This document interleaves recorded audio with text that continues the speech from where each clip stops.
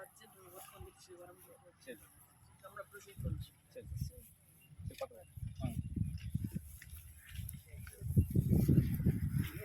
Farmer யாரு?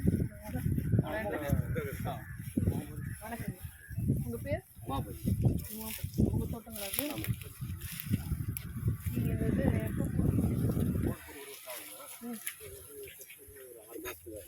எப்போ எதுக்காக இந்த பம்பு செட் பண்ணுவீங்க?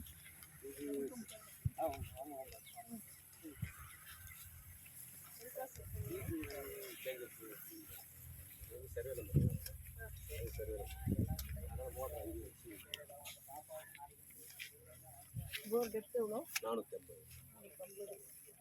இப்போ இது டேரெக்டாக இதை போட்டிங்களா இல்லை ஏற்கனவே வேறு ஏதாவது கம்ப்ரஸர் எதுவும் யூஸ் பண்ணி? இல்லை இதுதான் ஃபஸ்ட்டு. எப்படி இந்த பம்ப் பற்றி தெரிஞ்சிச்சு உங்களுக்கு? நான் வீடியோவில் பார்த்து யூடியூப்பில் பார்த்து ஃபோன் நம்பர். என்ன உங்களுக்கு எப்படி கான்டாக்ட் பண்ணாரு? யூடியூப் தான். யூடியூப் வந்து பார்த்தீங்கன்னா 15 நிமிஷம் பார்க்குறேன். சரி. தமிழ்நாடு மட்டும் இல்லைங்க, இந்தியாவை தாண்டி UK, Sri Lanka, US, Dubai, Singapore 15 கண்ட்ரியில் பார்க்குறேன். இப்போ ஒரு வருஷமாக யூஸ் பண்ணிட்டு இருக்கீங்க? 6 மாதம் யூஸ் பண்ணிட்டு. சரி, ஃபர்ஸ்ட் ஒரு இன்ட்ரோ கொடுத்து இவங்கெல்லாம் இங்கே இருக்கிற இந்த பகுதி விவசாயிங்களா? ஃபர்ஸ்ட் ஒரு இன்ட்ரோடக்ஷன் என்ன பண்ண போகிறாங்க? கொஞ்சம் பெரிய சர்க்கிளாகவே தள்ளி நிற்கோம்னா எல்லாமே அப்படி போயிடலாம். அந்த ஃபீல்டுக்கு அப்படி போயிடலாம். அங்கேயா? சரி, தண்ணி பார்த்தலாங்களா? இல்லை முதல்ல சொல்லிடுங்க என்ன டெமான்ஸ்ட்ரேஷன் என்ன இருக்கு. அடுத்து நம்ம கொஞ்சம் எல்லாரும் வட்டமா நில்லுங்க. வட்டமா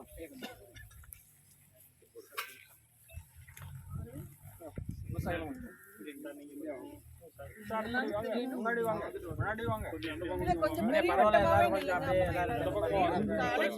தொலைவில் நில்லுங்க.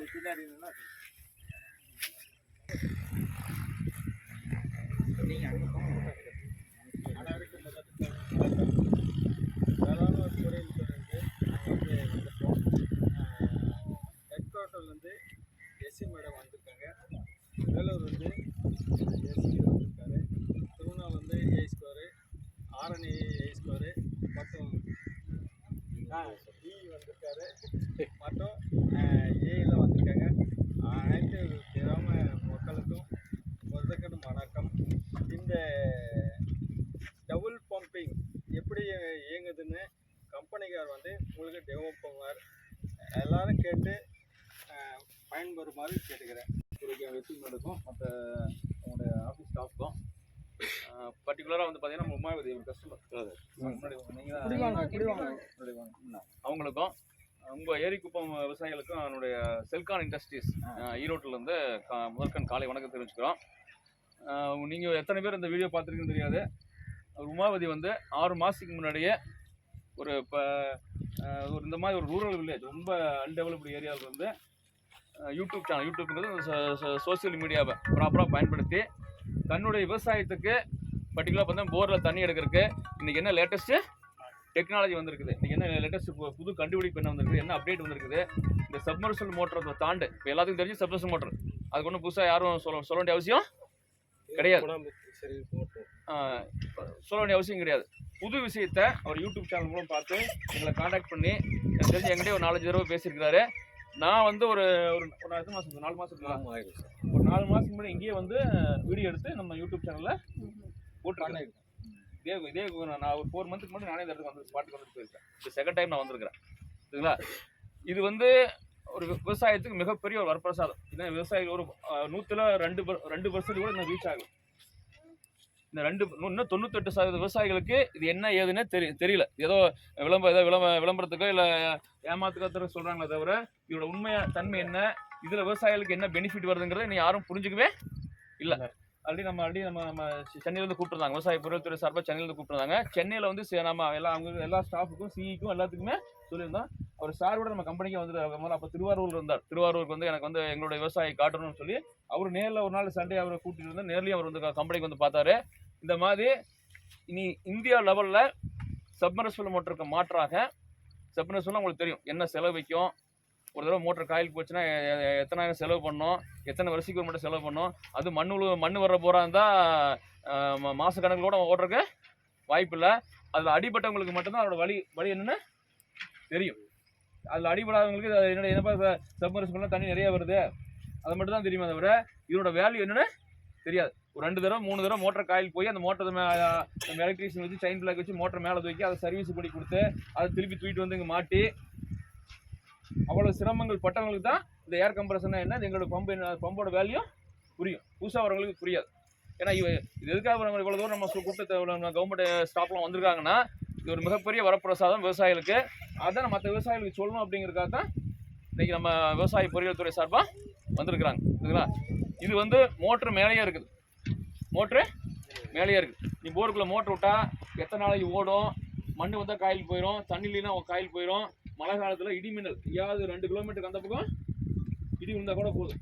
அதில் உங்கள் சப்ளை இபி லைன் வழியாக சப்ளை நேராக உங்கள் மோட்டருக்கு வந்து மோட்டர் காயில் போயிடும். இந்த மாதிரி பல பிரச்சனைகள் இருக்குது. நீ அடிக்கி ஒவ்வொரு டைம் மோட்டர் ஆன் ஆகி ஆஃப் ஆகியுமே உள்ள வைப்ரேஷன் ஆடும். அந்த ஆட்டத்தில் உள்ள ஒயர் என்ன ஆயிரும் இதாகும், ஷார்ட் சர்க்கியூட் ஆகும். அப்படியே கொஞ்சமாக உறைஞ்சி அந்த மேலே இருக்கிற இந்த பிளாஸ்டிக் போய் அந்த ஃபேஸ் ஷார்ட் ஆகி திருப்பி அங்கே மோட்டர் காயில் போயிடும். பல வகையில் மோட்டர் காயில் போயிடும்.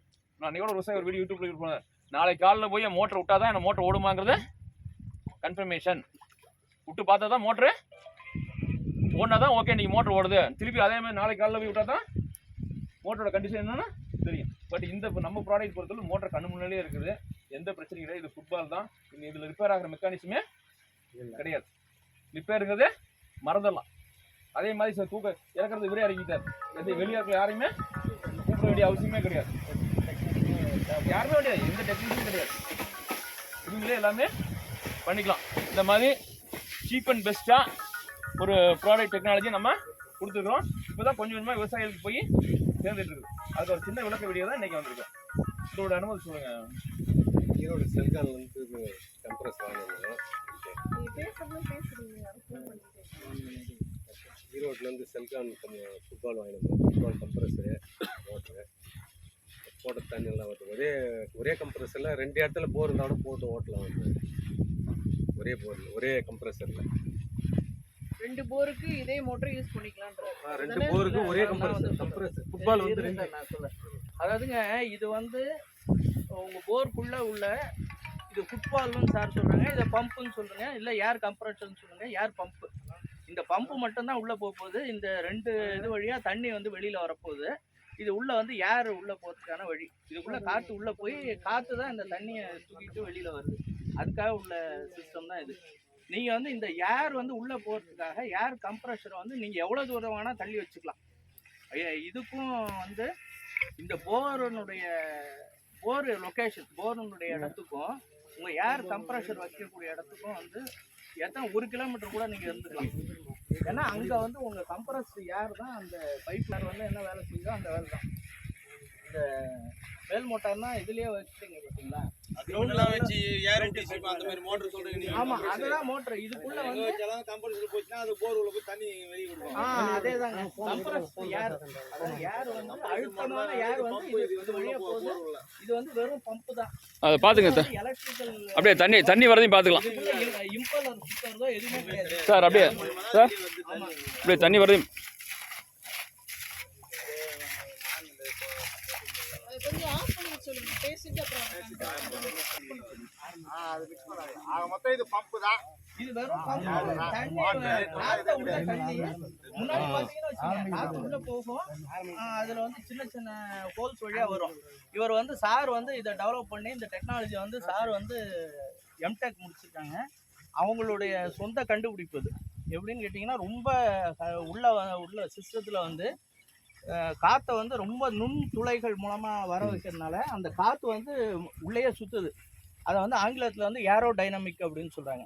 அது மூலமாக வந்து தண்ணி வந்து இது வந்து ஒரு 1000 அடியில் வந்து தண்ணி இருந்தால் கூட அது வந்து தூக்கிட்டு வெளில வந்துடும்.